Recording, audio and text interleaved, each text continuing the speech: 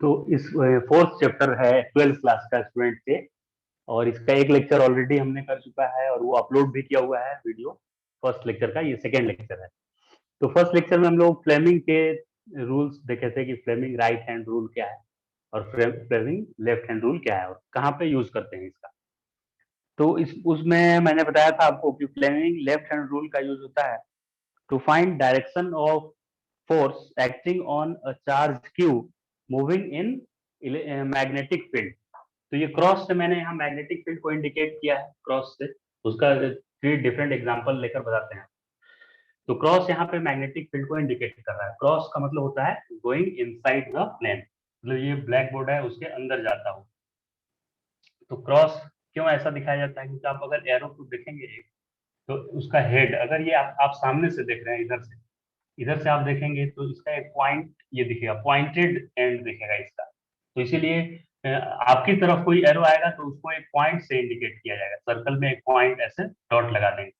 और इसके पीछे से कोई देखेगा, पीछे साइड से, तो उसको क्रॉस जैसा दिखेगा, इधर से रिवर दिख रहा है तो यानी कि जब भी क्रॉस लिख के और ऐसे सर्कल में किया हुआ है क्रॉस लिखकर या खाली क्रॉस लिखा हुआ है, तो समझना है कि डायरेक्शन अवे फ्रॉम यू है, मतलब आपसे दूर जा रहा है, आपको पीछे का पार्ट उसका दिख रहा है।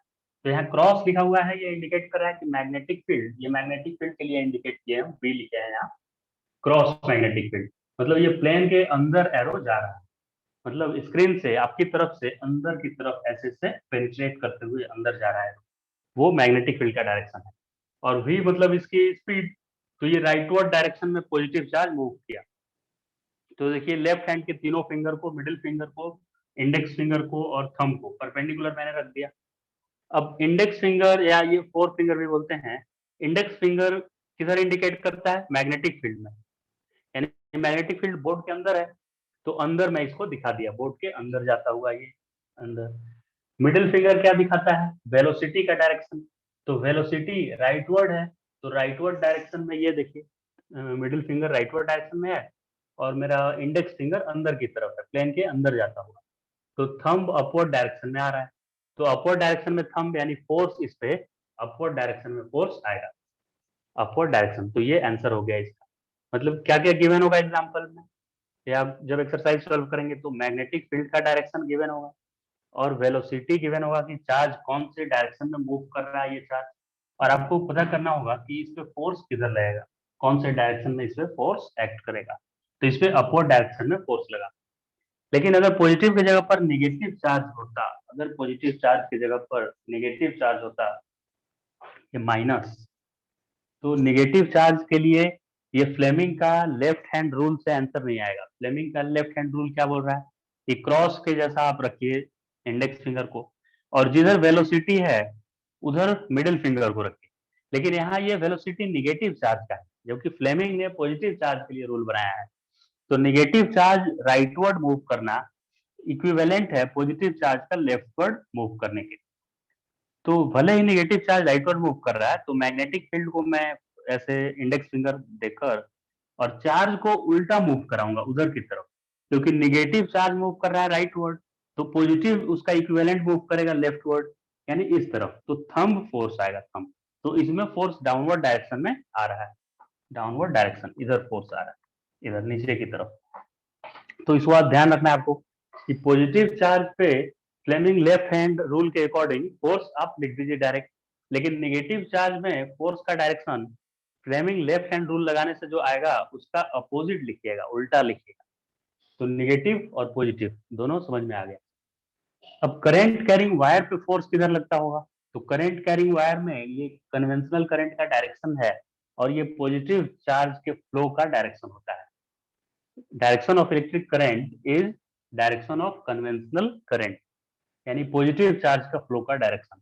पॉजिटिव चार्ज के फ्लो का डायरेक्शन है राइटवर्ड। तो इसमें अगर रूल लगाएंगे फ्लेमिंग का रूल, तो इंडेक्स फिंगर को देखिए मैं क्रॉस मतलब अंदर जाता हुआ लिखा, ये मैग्नेटिक फील्ड को रिप्रेजेंट कर रहा है इंडेक्स फिंगर।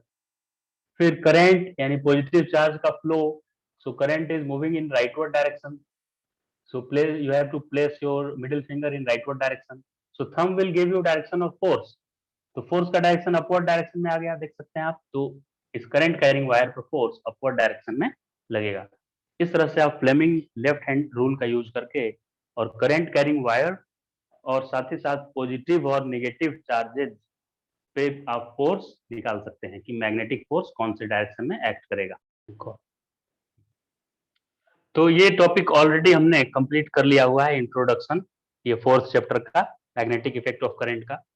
और फोर्स भी हमने फाइंड कर लिया है कि मैग्नेटिक फोर्स का क्या फॉर्मूला होता है, q v cross b. Q charge अगर वी वेलोसिटी से बी मैग्नेटिक फील्ड में मूव करे तो उस पर फोर्स लगता है क्यू वी क्रॉस बी।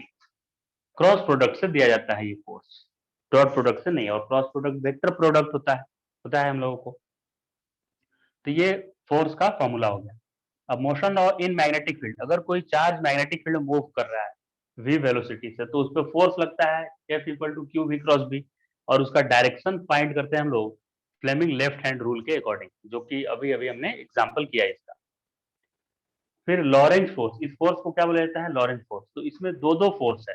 क्या सिचुएशन है, देखिए, फोर्थ फोर्थ पार्ट कर रहे हैं एनसीईआरटी में। फोर्थ टॉपिक ये है लॉरेंज फोर्स के बारे में। तो ये एक स्पेस यहाँ पे रीजन मैंने बनाया हुआ है, और उसमें क्रॉस मैग्नेटिक फील्ड के लिए इंडिकेट किया है, और ये एरो इलेक्ट्रिक फील्ड के लिए। मतलब स्पेस में इलेक्ट्रिक फील्ड भी प्रेजेंट है और मैग्नेटिक फील्ड भी है। इलेक्ट्रिक फील्ड का डायरेक्शन इस तरफ है, ये डायरेक्शन को आप मानकर चलिए ये आई कैप ले लेते हैं एक्स एक्सिस की तरफ, और क्रॉस मतलब अंदर जाता हुआ है। और वाई एक्सिस में कोऑर्डिनेट सिस्टम इधर बना दे रहा हूँ, देखिए इधर मैंने लिया है एक्स एक्सिस और इधर वाई एक्सिस।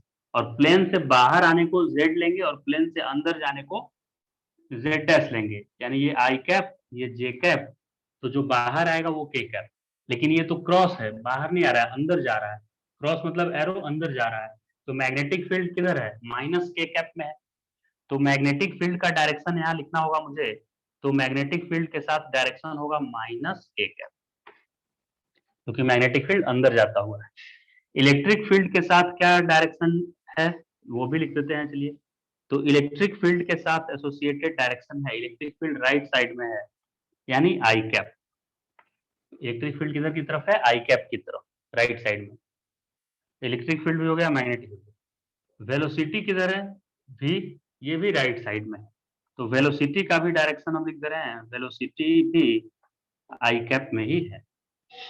वेलोसिटी भी किधर है, आई कैप में है, उधर आगे की तरफ।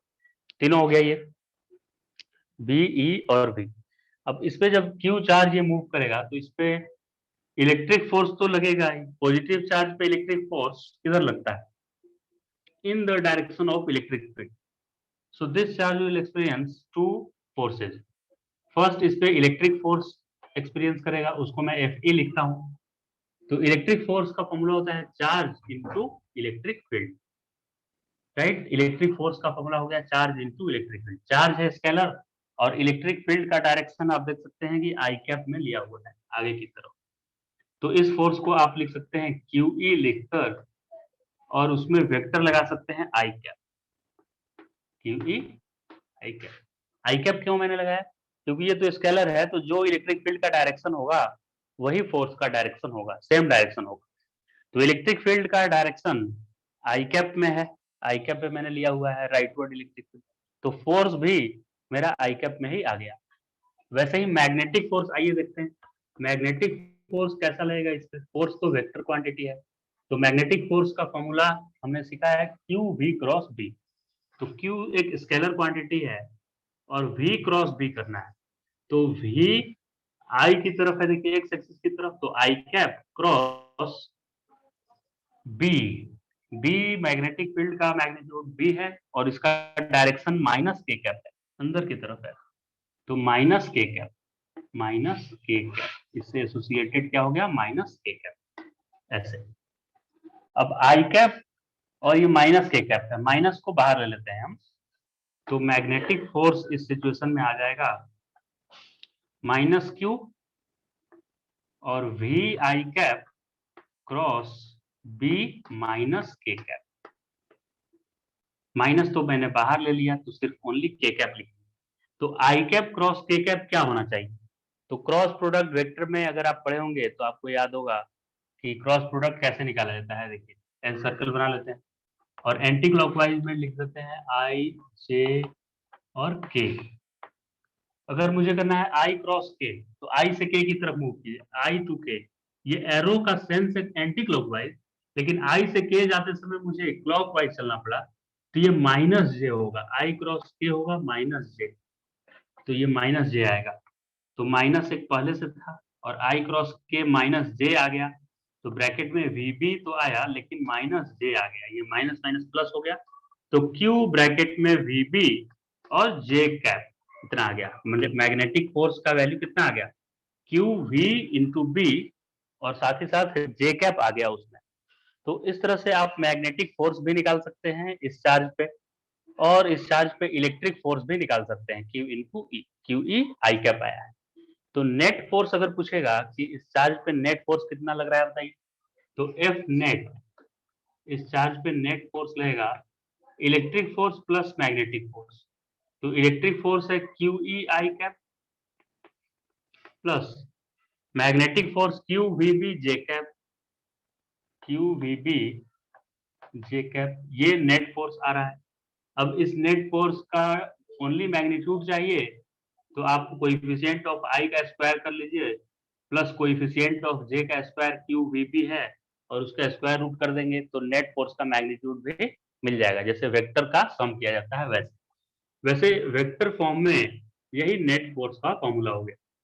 तो ये इलेक्ट्रिक फोर्स और मैग्नेटिक फोर्स दोनों को कंबाइनली इस नेट फोर्स को लॉरेंज फोर्स बोलते हैं। और सिर्फ इस फोर्स का क्या नाम है, ओनली इलेक्ट्रिक फोर्स को बोलते हैं इलेक्ट्रिक लॉरेंज फोर्स, और इसके मैग्नेटिक वाले पार्ट को बोला जाता है मैग्नेटिक लॉरेंज फोर्स, और दोनों को का कॉमन नेम है Lorentz force.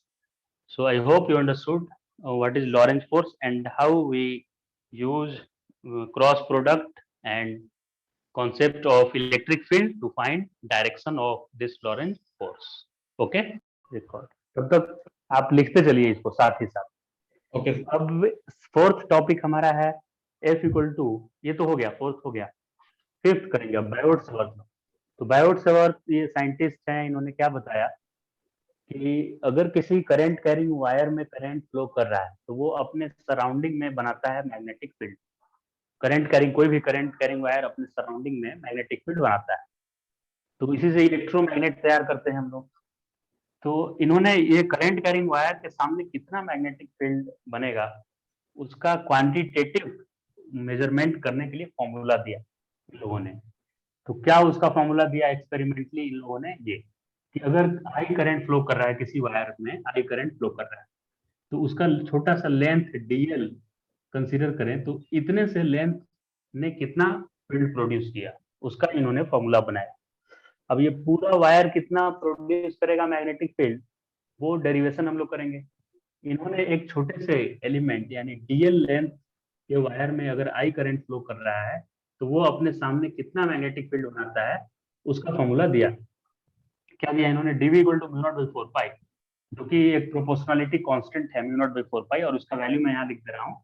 Mu not by 4 पाई का वैल्यू होता है 10⁻⁻⁷, और यूनिट क्या होगा आप देख सकते हैं, यूनिट होगा इसका टेस्ला होता है, टेस्ला, और ये मीटर स्क्वायर इधर मल्टीप्लाई हो जाएगा, तो टेस्ला मीटर स्क्वायर, और ये एम्पियर, और ये आई डी एल अगर करेंगे, आई डी एल, तो एक इसमें से देखिए कट जाएगा, ये डी एल मीटर आएगा और ये आर स्क्वायर भी मीटर, तो मीटर से मीटर कट के एक ही मीटर बचेगा, तो टेस्ला मीटर इधर गया और खाली एम्पियर डिवाइड हो गया, तो इसका यूनिट होगा टेस्ला मीटर पर एम्पियर। ये माइनस नहीं लिखे हैं, इनटू है ये, टेस्ला मीटर पर एम्पियर, या इसको डिवाइडेड बाई नहीं करना है तो एक ही लाइन में पूरा आप लिख सकते हैं, यूनिट टेस्ला मीटर और एम्पियर का पावर -1 लिखते हैं। तो ये म्यू नॉट बाई 4 पाई का वैल्यू होता है 10⁻⁻⁷, और इसका यूनिट हो गया टेस्ला मीटर पर एम्पियर। अब ये मैग्नेटिक फील्ड का फॉर्मूला इन्होंने दिया, आई डीएल क्रॉस आर करना है, ये तो कांस्टेंट है म्यू नॉट बाई 4 पाई, और यहाँ आई डीएल क्रॉस आर करना है। आई डीएल का डायरेक्शन करंट के डायरेक्शन में ही रहेगा, करंट इसमें अपवर्ड जा रहा है, तो इसका डायरेक्शन आई डीएल जो मैं लिखा हूँ वो अपवर्ड डायरेक्शन में है। So direction of i dl is same as direction of current, and r, r उस पॉइंट का कोऑर्डिनेट है, आर उस पॉइंट का वेक्टर कोऑर्डिनेट है जिस पॉइंट पे आपको फील्ड निकालना है, जैसे मुझे यहाँ निकालना है, तो इस छोटे से एलिमेंट से इसका डिस्टेंस r लेंगे और इसका direction away from this wire लेंगे s। तो यहाँ RQ लिख देना है इस लेंथ के मैग्नीट्यूड का। अगर सीधा वायर नहीं रखकर ऐसे टेढ़ा वायर है तो कैसे करेंगे? तो इसमें करंट किधर फ्लो कर रहा है देख लीजिए, वो IDL हो गया और इससे पॉइंट मिला ये P पॉइंट, इसी पॉइंट पे मुझे मैग्नेटिक फील्ड पता करना है। तो जिस पॉइंट पे मैग्नेटिक फील्ड फाइंड करना है उस पॉइंट को मिलाइए इस DL एलिमेंट से, छोटे से वायर कंसीडर करके। तो ये इधर जा रहा है तो ये R का डायरेक्शन हुआ और थीटा क्या लेंगे? Angle between IDL and R, इन दोनों के बीच का एंगल, ये वाला थीटा लिया जाएगा यहाँ। इस केस में तो वो थीटा 90 हो गया है, लेकिन हमेशा 90 होगा नहीं होगा, करंट एलिमेंट और इसमें कुछ एंगल बन सकता है। तो dB equal to mu not by 4 IDL cross R, तो A क्रॉस B होता है AB साइन थीटा, तो IDL क्रॉस R होगा IDL R R, और क्रॉस प्रोडक्ट है इसलिए sine theta, where theta is angle between current and R vector, और नीचे RQ, तो एक R से ये RQ कैंसिल हो जाएगा, तो ये R स्क्वायर सिर्फ यहाँ आया है R स्क्वायर, और ये IDL sine theta as it is mu not by 4 pi. तो ये फॉर्मूला बायोट-सावर्त का याद रखना है और इसका वेक्टर फॉर्म ये है। मतलब इस मैग्नेटिक फील्ड का डायरेक्शन निकालना चाहते हैं तो IDL और R का क्रॉस प्रोडक्ट करेंगे, और खाली मैग्नीट्यूड निकालना है तो mu not by 4 pi IDL upon R square sine theta लिख देंगे। इसमें सारे टर्म्स क्या क्या है मैं बता दूं आपको कि dB मतलब magnetic field at any point P, mu not by 4 पाई एक कांस्टेंट है, और I करंट कैरिंग वायर में करंट कितना एम्पियर फ्लो कर रहा है, और DL मतलब कितना लेंथ आप कंसीडर किए हैं, कितना लेंथ का वायर आप कंसीडर किए हैं वो लेंथ, और R इस वायर से उस पॉइंट की डिस्टेंस जहां पे आपको मैग्नेटिक फील्ड फाइंड करना है, ये R, and sine theta is angle between current and coordinate of या vector of point P, position vector of point P, origin लेते हुए DL के पास, ये R क्या है? Position vector. तो पोजीशन वेक्टर और करंट में जो एंगल बन रहा है उसी एंगल को यहाँ लिखना है। तो इस तरह से magnetic field, current carrying wire का मैग्नेटिक फील्ड आप फाइंड कर सकते हैं किसी भी पॉइंट पे। अब इस फॉर्मूला का यूज करके हम लोग डिफरेंट डिफरेंट सिचुएशन में, जैसे स्ट्रेट करंट कैरिंग वायर या सर्कुलर वायर, ये सब का मैग्नेटिक फील्ड फाइंड करेंगे। नेक्स्ट ये है हमारा 6th पार्ट कि बायोट-सावर्त लॉ का यूज करके और हम लोगों को फाइंड करना है electric magnetic field at axis, at a point on axis of circular loop.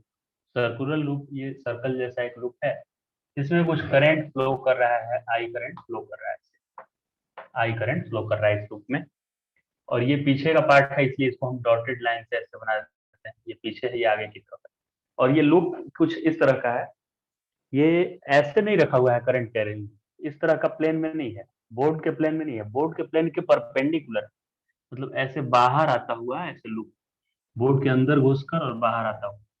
तो करंट देखिए ऐसे फ्लो कर रहा है, इस तरह से कर्ल कीजिए फिंगर को करंट के डायरेक्शन में, तो थंब किधर जा रहा है? उधर राइट में जा रहा है, यानी ये मैग्नेटिक फील्ड राइट डायरेक्शन में प्रोड्यूस करेगा, राइटवर्ड डायरेक्शन में प्रोड्यूस करेगा मैग्नेटिक फील्ड।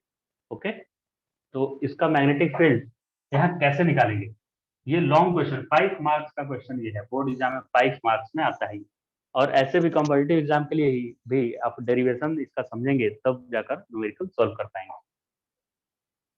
तो इसका रेडियस मैंने ए लिया है, स्मॉल ए, और इसमें करंट आई फ्लो कर रहा है, और इससे एक्स डिस्टेंस पे किसी भी पॉइंट पी पे मुझे मैग्नेटिक फील्ड पता करना है। क्योंकि करंट कैरिंग वायर क्या करता है? अपने सामने मैग्नेटिक फील्ड बनाता है, तो चाहे सर्कल में करंट फ्लो करे या स्ट्रेट लाइन में करंट फ्लो करे, उससे कोई मतलब नहीं है। करंट अगर फ्लो कर रहा है तो वो अपने सराउंडिंग में मैग्नेटिक फील्ड प्रोड्यूस करेगा। तो यहाँ सर्कुलर वायर में मैग्नेटिक फील्ड प्रोड्यूस ये सर्कुलर वायर करने वाला है। देखते हैं कैसे। ये डिस्टेंस एक्स लिया मैंने, अब यहाँ पे छोटा एलिमेंट मैंने डीएल लिया, एलिमेंट मतलब वायर का लेंथ, डीएल लेंथ का वायर कंसीडर किया यहाँ पे, जिसमें आई करंट फ्लो कर रहा था। कैसे करंट फ्लो कर रहा था सर? तो ये करंट अंदर से बाहर ऐसे आ रहा था, फिर ऐसे आ रहा था करंट, फिर अंदर घुस रहा था बोर्ड के अंदर, फिर बोर्ड से बाहर निकल रहा है ऐसे, यानी यहाँ करंट ऊपर ऐसे आता हुआ है, आपकी तरफ जाता हुआ है करंट, ऐसे आपकी तरफ करंट जा रहा है। तो मैग्नेटिक फील्ड यहाँ कैसे, बायोट-सावर्त ने बताया था कि आई डीएल क्रॉस आर करना पड़ता है। एक्चुअल फॉर्मूला क्या था? और करंट और आर का क्रॉस प्रोडक्ट, तो आर ये वाला वेक्टर है, आईडीएल से इस पी पॉइंट को मिलाने वाले लाइन को ही ये आर बोलते हैं, आर लिखा हुआ है ये देखिए। और करंट का डायरेक्शन क्या है, तो करंट बाहर निकल रहा है, बोर्ड से बाहर निकलता हुआ, तो यहाँ से बाहर निकलता हुआ करंट, और ये आर, तो मैग्नेटिक फील्ड जो प्रोड्यूस हो गया वो दोनों पे परपेंडिकुलर होगा, क्योंकि क्रॉस प्रोडक्ट का क्या रूल है, ए क्रॉस बी का जो रिजल्ट आएगा वो ए पे भी परपेंडिकुलर होगा और बी पे भी परपेंडिकुलर होगा। तो यहाँ पे क्या लिखा हुआ था, यहाँ पे मैं ब्रैकेट में लिख दे रहा हूँ, i d l cross r करने से आता है डायरेक्शन। तो करंट और आर का क्रॉस प्रोडक्ट, यानी करंट पे भी परपेंडिकुलर और आर पे भी परपेंडिकुलर, तो करंट तो पूरा प्लेन पे परपेंडिकुलर है, तो इस पे परपेंडिकुलर ये डीबी लाइन हो गया, और ये आर है तो इस पे भी परपेंडिकुलर होना चाहिए। तो डीबी यहाँ पे इधर नहीं होगा, क्योंकि ये लाइन इस आर पे परपेंडिकुलर नहीं है। आर क्या होता है, करंट एलिमेंट से यहाँ लाइन जो ज्वाइन करते हैं उसको, तो इस पे परपेंडिकुलर तो ये होगा ना डीबी, और करंट पे तो परपेंडिकुलर है ही, क्योंकि करंट बाहर आ रहा है, तो पूरे प्लेन से बाहर आ रहा है, इसलिए प्लेन पे ये परपेंडिकुलर है। तो डीबी का डायरेक्शन ऐसे देंगे, यानी यहाँ जो करंट एलिमेंट है आईडीएल, उसने यहाँ पे मैग्नेटिक फील्ड प्रोड्यूस किया, लेकिन उसका डायरेक्शन ये नहीं है, उसका डायरेक्शन ये है, इससे लाइन ज्वाइन जो की है उसके परपेंडिकुलर डायरेक्शन है ये डीबी। तो अब इस डीबी का रिजोल्यूशन करेंगे, तो ये डीबी कितना एंगल बनाया है, इस एंगल को मैंने अल्फा दिया हुआ है थीटा, जबकि ये फॉर्मूला में थीटा है, थीटा और अल्फा एक ही चीजें हैं। थीटा है एंगल बिटवीन करेंट एलिमेंट, मतलब आईडीएल, आईडीएल मतलब प्लेन से बाहर, तो प्लेन से बाहर आता हुआ एक लाइन, प्लेन से बाहर आता हुआ एक लाइन, आईडीएल और आर, आर मतलब ये लाइन, तो ये लाइन और प्लेन से बाहर आता हुआ लाइन, ये दोनों 90 डिग्री पे होगा चाहिए, क्योंकि ये बोर्ड के प्लेन में लाइन है और करंट बोर्ड से बाहर निकल रहा है, तो ये बाहर निकलने वाला लाइन इस बोर्ड पे तो परपेंडिकुलर ही है, तो ये थीटा का वैल्यू 90 है। थीटा किसके बीच का एंगल है, एंगल बिटवीन करंट, करंट बाहर आ रहा है, एंड आर वेक्टर, मतलब यहाँ से जितनी दूरी पे मुझे निकालना है, आर वेक्टर कहाँ है, प्लेन में है, तो पूरे प्लेन और इसे परपेंडिकुलर करंट निकालना है, वो 90 डिग्री आएगा, तो साइन 90 होता है 1, तो आई डी एल साइन 90 हो गया 1, तो ओनली आई डी एल बचा, आई डी एल और आर स्क्वायर, और ये कहाँ से आ गया, साइन अल्फा, साइन थीटा भी और अल्फा भी, अल्फा कहाँ से आया, तो अल्फा मैंने ये एंगल लिया है इसके सेंट्रल लाइन से, और ये जो लाइन आर आया है मेरा उसका एंगल है अल्फा, तो ये अल्फा तो ये भी अल्फा, इसको वर्टिकली अपोजिट एंगल है। अब इस आर पे, यही वाला आर है, ये क्या है आर, आर वेक्टर पे डीबी क्या है, परपेंडिकुलर, ये आर वेक्टर है इस पे परपेंडिकुलर ही है, जबकि ये एंगल अल्फा है, और इस वाले लाइन पे ये डीबी परपेंडिकुलर है, तो ये अल्फा तो ये 90 माइनस अल्फा होगा, तभी तो दोनों को ऐड करेंगे तो अल्फा अल्फा कटन कैंसिल होकर 90 आएगा, यानी ये एंगल क्या आया 90 माइनस अल्फा, अगर ये एंगल अल्फा है तो ये 90 माइनस अल्फा, तो ये 90 माइनस अल्फा है, तो इसका रिजोल्यूशन कीजिए तो डीबी, और ये 90 माइनस अल्फा, तो इधर कंपोनेंट आएगा डीबी कॉस 90 माइनस अल्फा, इसका रिजोल्यूशन करने से इधर एंगल बनता है उधर कॉस, लेकिन कॉस 90 माइनस अल्फा होता है साइन अल्फा, मैं डायरेक्ट इसको डीबी साइन अल्फा लिख दिया, इधर कंपोनेंट कितना आता है डीबी कॉस ये वाला एंगल 90 माइनस अल्फा, लेकिन कॉस 90 माइनस अल्फा होता है साइन अल्फा, इसलिए मैं साइन अल्फा लिख, वैसे ही इसका ऊपर की तरफ कंपोनेंट जाएगा डीबी साइन 90 माइनस अल्फा, और साइन 90 माइनस अल्फा होता है कॉस अल्फा, इसलिए यहाँ डायरेक्ट मैंने कॉस अल्फा लिख दिया। अब ये वेक्टर नहीं रहा, इसका दो कंपोनेंट आ गया, एक इधर एक इधर, वैसे ही अगर मैं एलिमेंट को, करंट एलिमेंट को ऊपर नहीं लेकर नीचे की तरफ करंट एलिमेंट को मैं लेता डाउनवर्ड डायरेक्शन में, मैंने इधर लेता, तो ये डीबी, ये लाइन ज्वाइन करके इधर डीबी आता, इसको मैं आर लेता तो उसका एक कंपोनेंट नीचे आता और एक आगे जाता, तो नीचे वाला ऊपर वाले को कैंसिल कर देता, यानी कि डीबी का सिर्फ डीबी साइन अल्फा ही बचेगा, डीबी कॉस अल्फा ऊपर और नीचे वाला कैंसिल हो जाएगा, तो इसीलिए इस डीबी का ओनली साइन अल्फा वाला कंपोनेंट ही नेट मैग्नेटिक फील्ड प्रोड्यूस करेगा, कॉस अल्फा जो कंपोनेंट है, कॉस अल्फा कंपोनेंट वो तो जीरो हो जा रहा है, कैंसिल हो जा रहा है ऊपर का और नीचे का, तो सिर्फ साइन अल्फा मैंने लिखा। अब साइन अल्फा का वैल्यू आप देख सकते हैं परपेंडिकुलर अपॉन हाइपोटेन्यूज, परपेंडिकुलर मतलब ए इसका रेडियस, और हाइपोटेन्यूज मतलब ये स्लैंट जो हाइट लिखा हुआ है आर, आर जो हाइपोटेन्यूज है वो, तो ए बाई आर हो गया साइन अल्फा का वैल्यू, आई की जगह पर आई, आर स्क्वायर की जगह पर आर स्क्वायर, और डीएल यहाँ है, तो टोटल मैग्नेटिक फील्ड के लिए इंटीग्रेट किए तो डीएल क्या होगा, डीएल सर्कुलर वायर है पूरा, डीएल, उसको इंटीग्रेट करेंगे तो सरकमफेरेंस मिल जाएगा 2 पाई आर, 2 पाई, और इसका रेडियस मैंने ए लिया है इसलिए 2 पाई ए हो गया।